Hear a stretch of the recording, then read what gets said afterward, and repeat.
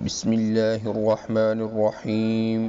معزز ناظرین کرام، السلام علیکم ورحمۃ اللہ وبرکاتہ۔ حکایت نمبر اول۔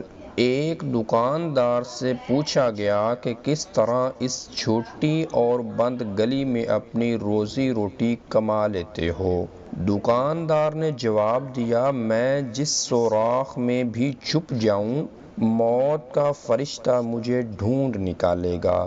تو یہ کس طرح ممکن ہے کہ رزق دینے والا فرشتہ مجھے نہ ڈھونڈ سکے؟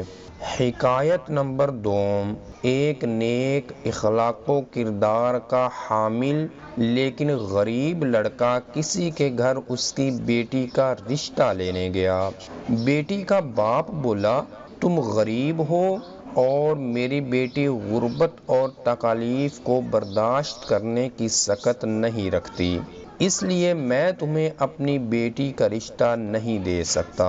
پھر ایک بد اخلاق و بد کردار لڑکا اسی لڑکی کا رشتہ لینے گیا تو اس کا باپ رشتہ دینے کے لیے راضی ہو گیا اور اس کے بد اخلاق ہونے کے بارے میں یہ کہا کہ انشاءاللہ اللہ اس کو ہدایت دے دے گا۔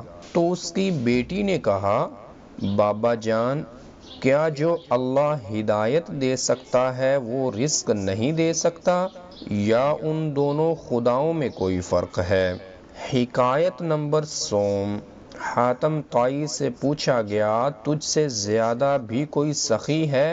اس نے کہا، ہاں، وہ مرد جس کی 2 بھیڑیں تھیں، ایک کو ایک رات میرے لیے ذبح کیا تو میں نے اس کے جگر کی لذیذ ہونے کی تعریف کی، تو دوسرے دن صبح اس نے میرے لیے دوسری بھیڑ کو بھی ذبح کر دیا اور میرے لیے کباب بنائے۔ حاتم طائی سے پوچھا گیا کہ تو نے اس کے بدلے میں اس انسان کے ساتھ کیا کیا؟ اس نے کہا کہ میں نے بھی اس کو 500 بھیڑیں دی۔ تو کہنے والے نے کہا کہ پھر تو آپ اس سے زیادہ سخی ہوئے۔ تو حاتم نے کہا، نہیں، اس کے پاس جو کچھ تھا اس نے مجھے دے دیا، جبکہ میں نے اپنے مال میں سے تھوڑا سا مال اس کو دیا۔